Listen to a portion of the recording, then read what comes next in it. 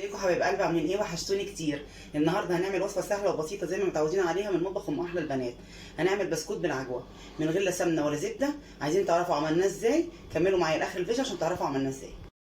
ازيكم حبايب قلبي، عاملين ايه؟ وحشتوني كتير. النهارده هنعمل وصفه سهله وبسيطه زي ما متعودين عليها من مطبخ ام احلى البنات. هنعمل بسكوت بالعجوه، مش كحك بالعجوه ولا منين بالعجوه، بسكوت بالعجوه ولا بسمنه ولا بزبده. هنعمله النهارده بالزيت. هنقول مقاديرنا وسهله جدا وبسيطه جدا وما فيهاش دعك كمان. شفتوا بقى انا بنقل لكم الحاجات السهله ازاي؟ هقول لكم المقادير وهنعملهم مع بعضينا ازاي. كوبايتين دقيق، نص كوبايه زيت، نص كوبايه سكر بودره، بيضتين، فانيليا، 3 معالق كبار لبن بودر، ومعلقه صغيره بيكنج باودر، والعجوه طبعا اللي احنا عاملينها هناك دي. تعالوا نشوف المقادير هنعمل فيها ايه مع حبايبي. اول حاجه نقول بسم الله ونشوف هنعمل ايه. اول حاجه هننزل بالبيضتين بتوعنا،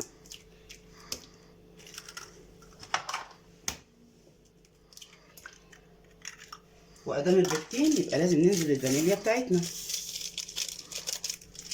وبعد كده هننزل بالمضرب بتاعنا نقلب الفانيليا مع البيضتين. بصوا وصفتنا ما فيهاش دعك ولا فيها اي حاجه، كلها على الخفيف كده بالمضرب السلك بتاعنا. ده صديقي من اول الوصفه لغايه اخرها او 3/4 كده. بعد كده هنزل بالسكر وافضل اقلب لغايه ما السكر يدوب وما اشوفوش خالص في الطبق. وصفه جميله جدا وبتتاخد كمان مع السناك، مع فنجان قهوه، فنجان نسكافيه، اي حاجه. وطبعا احنا في شتاء بقى والدنيا صعبه قوي والساعه جامده جدا، فالحاجات السخنه دي مطلوبه، ومطلوب معاها حبه حاجات كده مقرمشات زي اللي انا بنعملها دي. خلاص السكر راح، مفيش سكر. هننزل بنص كوبايه الزيت. وصفتي سهله وجميله، هيفوتوا كتير اللي مش هيقوم يعملها ويجربها ويعمل شويه حاجات بالعجوه كده للولاد. هننزل كمان ب3 معالق كبار لبن بودره، ونقلب. اي مكون ننزله لازم ان احنا نديله حقه في التقليب عشان المكونات تمتزج مع بعضها وتتجانس زي ما احنا شايفين. ما خليش الطبق بتاعي فيه اي لحوسه او اي حاجه. افضل برضو اقلب بالمضرب بتاعي. المهمه خلاص انتهت، احنا كده خلاص قلبنا. مهمه المضرب بتاعنا خلاص خلصت. هننزل بايه بقى؟ اللي ناقص الدقيق والبيكنج باودر بتاعنا. اول حاجه هنزل بيها، ومعايا بقى معلقه الخشب. الوصفه دي مش عايزه دعك،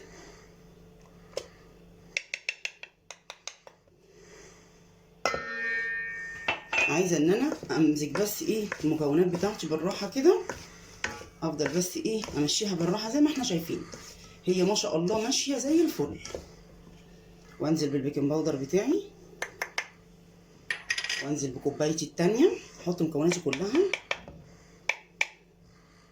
تمام. احط رشه الملح اللي بتظبط لي التيست بتاع اي معجنات بعملها، وابدا ايه الف بالراحه كده زي ما احنا شايفين لغايه ما الاقي المكونات كلها تمتزج في بعضها. عجينتي زي ما احنا شايفين يا حبايب قلب اهي، نضفت لي طبقي كمان زي الفل اهو. كل ده بالمعلقه. ايدك انا مش عايزاها تتحط عشان خاطر العجينه بتاعتي ما تسخنش.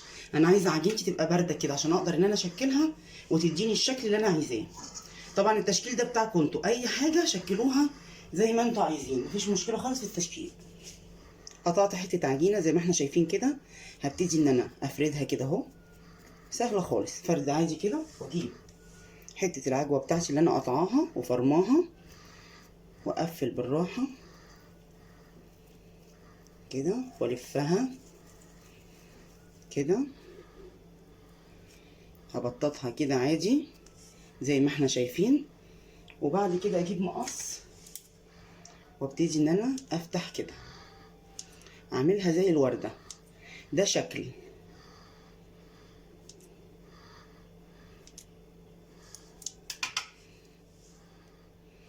طبعا انتوا في البيت بقى كل واحد قاعد كده براحته على ترابيزه، مفيش مشكله خالص، وهيظبط ايده. وفي ناس بتحط غطا هنا عشان تحكم الدايره بتاعت الورده. اعمل لكم شكل تاني. برضو حته عجينه زي ما احنا شايفين اهي. هكورها، مش هفضل ادعك فيها عشان ما تسخنش. هكورها وابططها كده معايا، وابططها كده معايا عادي خالص. واجيب حته عجوه برضو والمها كده والفها.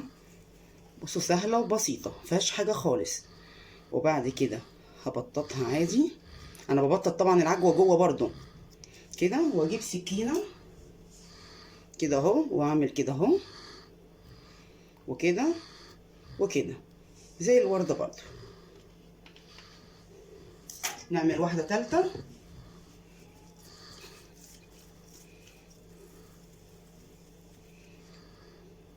نفس الحركه نفس الشكل مفيش مشكله خالص. واجيب حته العجوه اهي والم زي البقجه كده.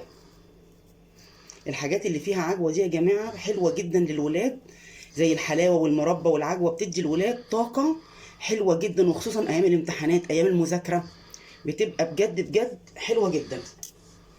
هعملها 3 وحدات كده. العجينه بتاعتي دي انا ما بدهنش وشها حاجه. بعد ما بخلصها كده بكون مولعه الفرن بتاعي على درجه حراره 200 وبدخلها. لو احتاج الوش تحمير بولع الشوايه، ما احتاجش مفيش مشكله بولع عليها من تحت بس. هكمل بقيه التشكيل وبعدين نرجع نشوف هنعمل ايه. حبايبي انا خلصت خلاص وصفتي. بعد ما شكلتها دخلتها الفرن لمده تلت ساعه او نص ساعه على حسب الفرن. وبعدين هي احتاجت معايا شوايه، ولعت عليها الشوايه. مفيش حاجه بسيطه زي ما انتم شايفين. انا طبعا البسكوت بتاعي لا كحك ولا منين، ما بيتحطلوش خميره. ده بسكوت خلص مفيش راحه، بيدخل على طول وما يحتاجش كمان ادهن وشه حاجه، عشان كده طالع بالشكل اللي احنا شايفينه. يا ريت تجربوه عشان ما يفوتكوش كتير. اللي جربه يكتب لي في الكومنتات رايه ايه. سبسكرايب وتفعلوا زر الجرس وتدوسوا لايك عشان يوصلكم مني كل جديد. بالف هنا وشفا.